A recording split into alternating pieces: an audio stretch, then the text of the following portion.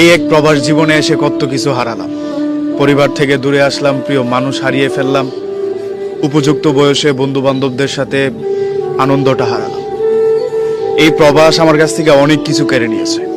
আলাদা দিনের মতো ঈদের দিনের আনন্দটাও কেড়ে নিয়েছে। একটা ঈদের দিন সকালে ডিউটি থেকে এসে আর কোনো কাজ থাকে না, ঘুমিয়ে যাওয়া, খেয়ে দিয়ে নিজের মতো করে চলাফেরা করা। একটা পরিবার ছাড়া প্রবাসে ঈদ কাটানো কতটা কঠিন সেই ছেলেটাই বলতে পারবে, যেই ছেলেটা পরিবার ছেড়ে কয়েক বৎসর যাবৎ প্রবাসে বসবাস করে। আমরা প্রবাসীদের টাকা হয়, ফ্যামিলির আনন্দটা ভিডিও কলে দেখা হয়, বন্ধু বান্ধবদের সাথে মোবাইল ফোনে কথা হয়, তাদের সাথে থাকা হয় না। শৈশবের ঈদের আনন্দ আর শরীরে মাখতে পারি না, নতুন করে কোনো কিছু ভাবতেও পারি না।